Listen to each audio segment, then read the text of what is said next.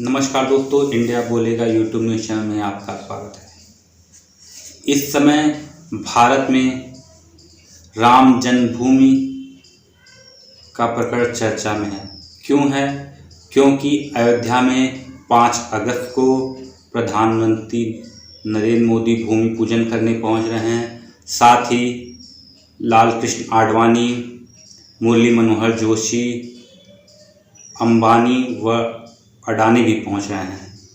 तो इस पूरे अयोध्या प्रकरण की शुरुआत कब से हुई और ये कहां कहां कब करवट बदलता रहा, आज हम इसके बारे में समझेंगे। जौनपुर में रॉज कॉलेज के राजनीति विज्ञान के विभागाध्यक्ष डॉक्टर अखिलेश्वर शुक्ला सर से आज हम इनसे समझेंगे कि इसकी पूरी कहानी, इसके जड़ से लेके इसके अंत तक कि ये कैसे कब कब कहाँ करवट लिया। सर बताएं सर दर्शकों को। धन्यवाद आपको और आपके चैनल को। आपने ऐसे ज्वलंत मुद्दे को रखा है कि इस पे संक्षिप्त में ही मैं कुछ आपको बताना चाहूँगा। ये मुग़ल शासक बाबर जब भारत में शासन कर रहा था, एक आक्रमणकारी कहिए था, तो उसी समय उसके बहुत ही खास सिपह सालार थे मीर बाकी। तो मीर बाकी ने एक विवादित जगह पर मस्जिद बनवाया। उस के बारे में ये कहा जाता है कि वहाँ पहले से एक मंदिर था। तो जब उसका निर्माण हुआ तो ये समय 1528 से 30 के बीच का है और उस समय मस्जिद का निर्माण मीर बाकी द्वारा कराया गया। बाबर, इसीलिए उसको बाबरी मस्जिद नाम दिया गया। और ये इसको लेकर लगभग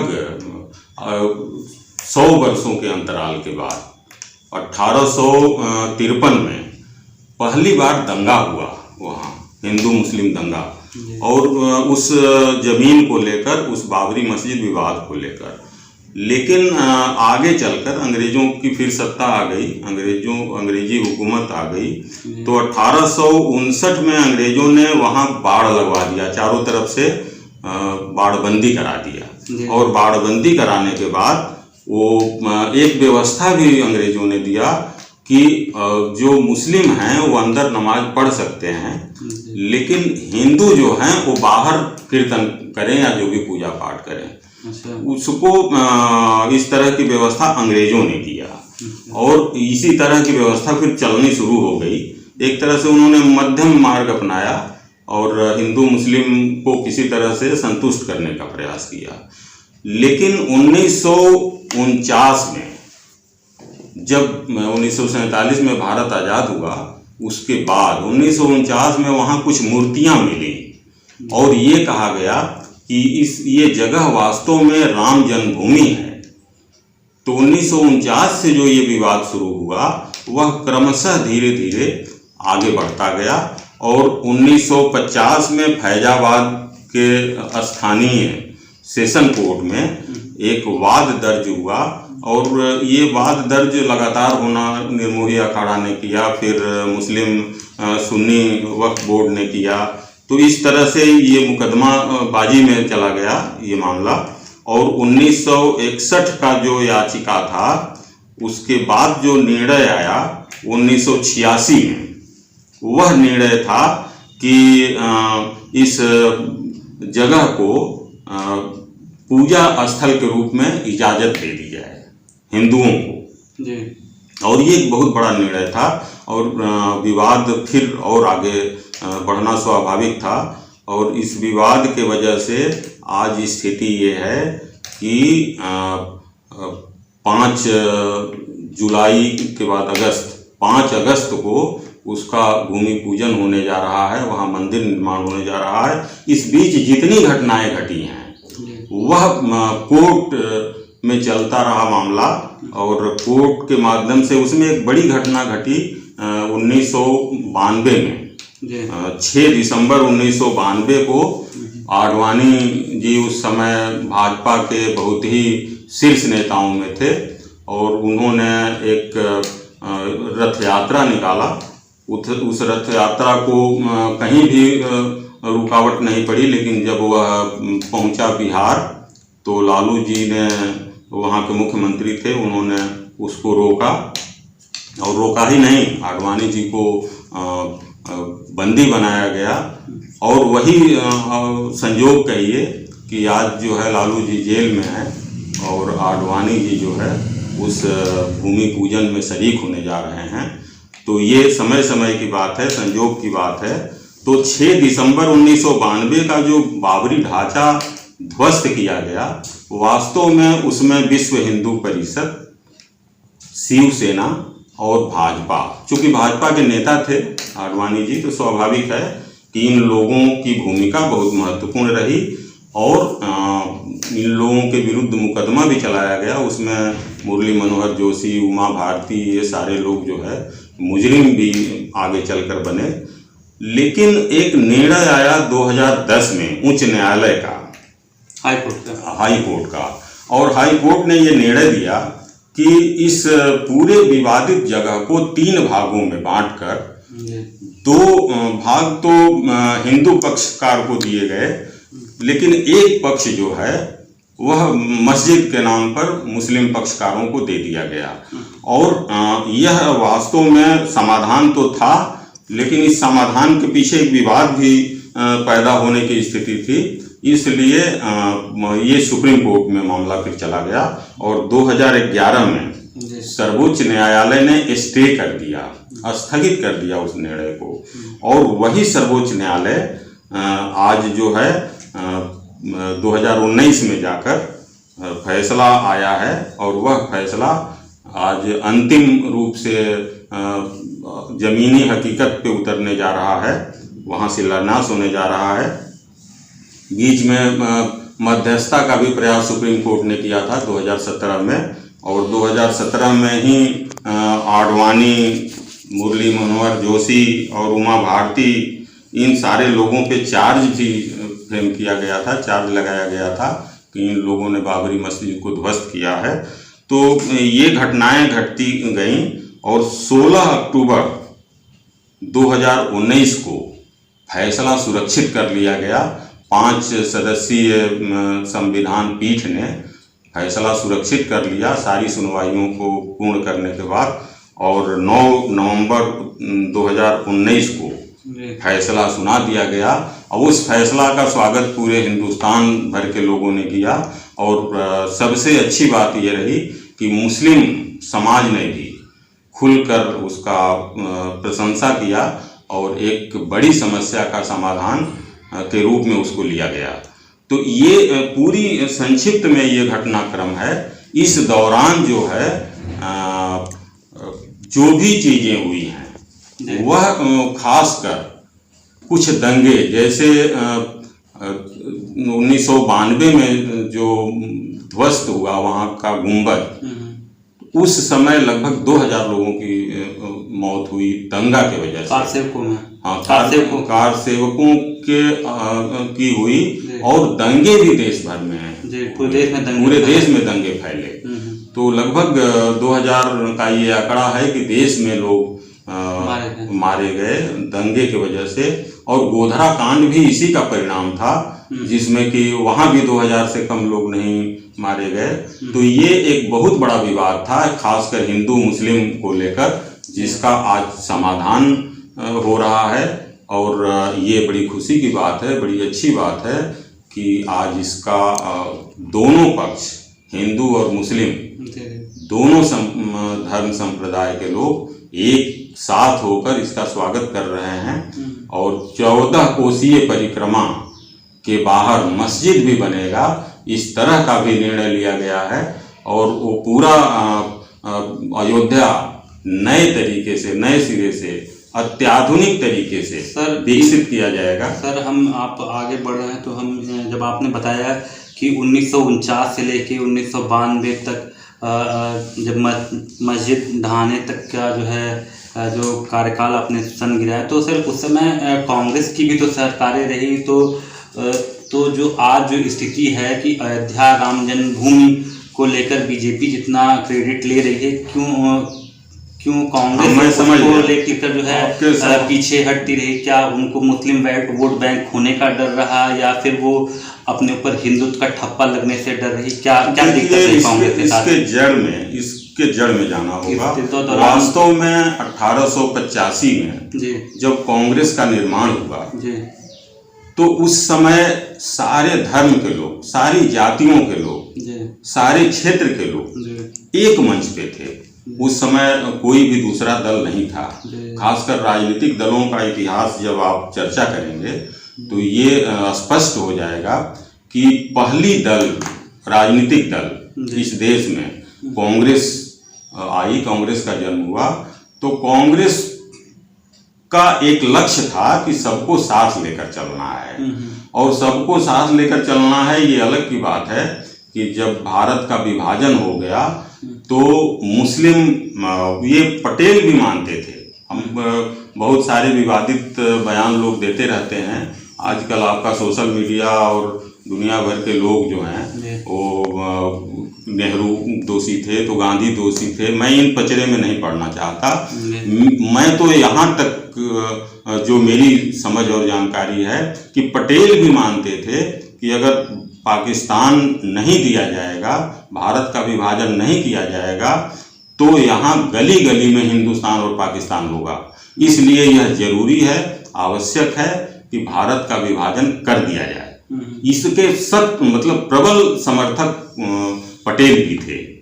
लेकिन अब अपनी अपनी लोगों की सोच विचार है, और बहुत सारे लोग बोलते हैं, उनको आधार से कोई मतलब नहीं है, जो समझ में आया बोलते हैं। लेकिन एक ये भी आधार है कि उस समय सबके ये विचार थे, गांधी को छोड़कर। गांधी सबको साथ लेकर चलना चाहते थे, सबको जोड़े रखना चाहते थे, लेकिन वह संभव नहीं था। सर, हम लोग कांग्रेस पे बात कर रहे थे कि कांग्रेस क्यों अयोध्या मुद्दे को, क्योंकि जब हाँ, तो कांग्रेस जो हुए सब नहीं, तो कांग्रेस के बारे में मैं बता रहा हूँ। कांग्रेस के बारे में कि सबसे पहले वहाँ राम मंदिर का जो विवाद था तो वहाँ मूर्तियाँ मिली। ये मूर्तियाँ जब मिली तो पंडित जवाहरलाल नेहरू उस समय कार्यवाहक प्रधानमंत्री हुआ करते थे। 47 में भारत जो है आज़ाद हुआ था, और ये 49 की घटना है। 1949 में चुनाव नहीं हुआ था, आज़ाद भारत का, और उस समय वहाँ मूर्तियाँ मिली। और मूर्तियाँ मिलने के बाद वहाँ ऐसा विवाद पैदा हुआ कि वो तालाबंदी करा दिया गया, तालाबंद करा दिया गया। किसने कहा? जवाहरलाल नेहरू? नहीं, ये सरकार ने। हाँ, सरकारी तंत्र ने किया, आदेश हुआ। उस समय की स्थिति एक और मैं आपको बताऊं कि केंद्र और राज्य सभी जगह कांग्रेस की सरकारें थी। उस समय 1967 के पहले कांग्रेसमय भारत था, वो कहीं राज्यों में भी उसके बाद दूसरी सरकारें बननी शुरू हुई 1967 के बाद। तो 1949 में ये मूर्तियां मिली, जिसकी वजह से विवाद हुआ। तो तालाबंद जब हुआ, नेहरू थे, तो ये कांग्रेस के थे। इसके बाद दूसरी जो घटना वहाँ घटी, जब फैजाबाद सेशन कोर्ट में विवाद चल रहा था, तो उस समय वह कुछ दिनों तक चला। उसका निर्णय आया 1986 में। उस समय राजीव गांधी की सरकार थी। और जब बाबरी ढांचा ध्वस्त हुआ है, तो यह एक बहुत बड़ी घटना थी कि उस समय दो सरकारें थीं, एक केंद्र में कांग्रेस की नरसिम्हा राव की, और राज्य में कल्याण सिंह की, भाजपा की। तो ये एक बड़ी घटना थी कि दोनों सरकारों, अगर श्रेय लेना है तो दोनों सरकारें लें, और दोषी मानना है तो दोनों सरकारों को माना जाए। तो कुछ इस तरह की स्थिति थी। उस पर भी काफी विवाद हुआ कि नरसिम्हा राव चाहते थे कि बाबरी मस्जिद ध्वस्त हो जाए। लेकिन मैं कांग्रेस की स्थिति बताऊं कि वो कभी श्रेय लेना नहीं चाहिए। उसके पीछे बस एक ही कारण है, और वह कारण है उसका धर्मनिरपेक्षता। जबकि धर्मनिरपेक्ष शब्द भी अपने आप में एक बहुत स्पष्ट है कि ऐसा नहीं हो सकता किसी भी जगह, किसी भी व्यक्ति के साथ, किसी भी देश के साथ। तो धर्मनिरपेक्षता के नाम पर कांग्रेस ने श्रेय लेने का प्रयास नहीं किया, और नतीजा ये है कि आज संयोग कहिए, सौभाग्य कहिए कि प्रधानमंत्री मोदी जी को यह सौभाग्य मिला है और आडवाणी जी भी वहाँ उपस्थित हो रहे हैं, आप जैसा कि बता रहे हैं, और मुरली मनोहर जोशी, उमा भारती, ये सभी लोगों की भूमिका रही है। लेकिन कुछ विश्व हिंदू परिषद के लोग, शिवसेना के लोगों की भी भूमिका रही है और ये लोग भी किसी न किसी रूप में रहेंगे। ऐसा अच्छा, जो जब आप कह रहे हैं चर्चा, तो शिवसेना भी इसके लिए समय समय पे आवाज उठाती, तो शिवसेना के लोग भी 5 अगस्त को उसमें पहुंच रहे, क्योंकि उसमें आमंत्रण तो किए बिल्कुल आएंगे, बजरंग दल, शिवसेना, जो भी दल होंगे सब आएंगे। आमंत्रण की बात है, जो उसमें ट्रस्ट बना है, ट्रस्ट जिनको आमंत्रण देंगे वही लोग पहुंचेंगे। शिवसेना के लोगों को अगर सम्मान स्वरूप बुलाएंगे तो गढ़िया जैसे बड़े नेता जो है, जो विश्व हिंदू परिषद के लिए काम करने वाले, उनको एक समय उनके ही संगठन से बाहर का रास्ता दिखाया गया, फिर उनको नए संगठन का निर्माण करना पड़ा। आप सही, सवाल आपका ठीक है, लेकिन ये सारी चीजें ऐसी हैं, प्रभुता पाई काई मद नाही। सीधी सी बात है कि जो सत्ता में है वह क्या निर्णय लेता है, क्यों लेता है, वह उसका अपना विषय है। कि बीच में विवाद चला कि आडवाणी को भी नहीं बुलाया जा रहा है, जो आडवाणी को मतलब लगता है दबाव के कारण आडवाणी को बुलाया, शून्य से शिखर तक भाजपा को जिन्होंने पहुंचाया। 1950 में ये 51 में जनसंघ की स्थापना हुई और उसके बाद तुरंत प्रथम जो चुनाव हुआ था, जनसंघ ने 2 सीट पाया था और वही स्थिति हुई भाजपा के साथ। भाजपा 1980 में उसका निर्माण हुआ और 1980 में जब निर्मित हुई भाजपा, 84 में चुनाव हुआ तो 2 सीट पाई। उस भाजपा को 84 के बाद जिस शून्य से शिखर तक पहुंचाने में जो भूमिका थी, आडवाणी के योगदान से इनकार कोई नहीं कर सकता, चाहे वह भाजपा हो या पूरा देश हो, सब लोग मानते हैं। यही कारण है कि आज सत्ता में बैठे लोगों को भी महसूस इस बात का हुआ कि नहीं, जो इनकी भी भूमिका रही है उसको इग्नोर नहीं किया जा सकता, उसको अलग नहीं किया जा सकता। और इसी वजह से आडवाणी जी सहित वे सारे लोग आ रहे हैं। अब आप तो गढ़िया की बात कर रहे हैं, तो अब कुछ कारण रहे होंगे, सत्ता में जो रहता है उसके हिसाब से वो कहीं नहीं खरा उतरे होंगे, कोई बात रही होगी। अशोक सिंघल अब रहे नहीं, अशोक सिंघल जैसे लोगों ने जो भूमिका अदा की है उसको राम जन्मभूमि का नाम आते ही लोग भूला नहीं सकते, भूला नहीं जा सकता। तो ऐसे लोगों की भूमिका रही है। और मिला जुलाकर आज सबसे अच्छी बात यह है कि विश्व स्तर पे आज राम जन्मभूमि का जो मामला है, लगभग 450 वर्षों का मामला है, विवाद है, वह लोग महसूस कर रहे हैं कि सही समय पे और सही स्थिति में उसका समाधान हो गया है।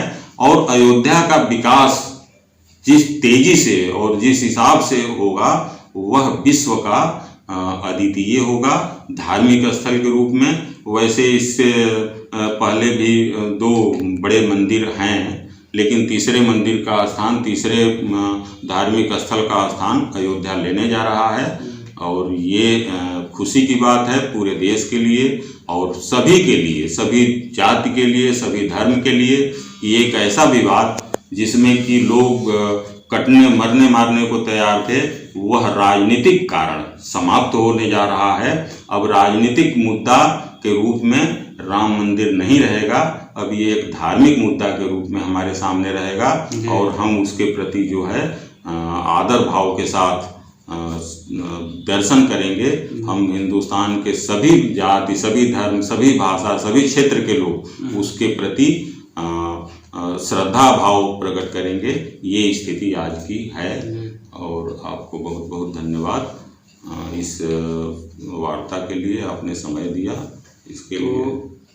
ये थे हमारे साथ डॉक्टर अखिलेश्वर शुक्ला सर, जिन्होंने हमें बताया अयोध्या राम जन्मभूमि के विवाद का प्रकरण और तब से लेकर अब तक किन की सरकारें रहीं और कांग्रेस किस तरीके से धर्मनिरपेक्षता के कारण जो है इस मैटर को भुना नहीं सकी और राजनीति में बीजेपी इसको कैसे मतलब हाथ भुनाती रही। तो अगर आपको हमारा चैनल पसंद आया है तो प्लीज़ सब्सक्राइब कीजिए, लाइक कीजिए, कमेंट कीजिए और शेयर करना मत भूलिएगा। धन्यवाद।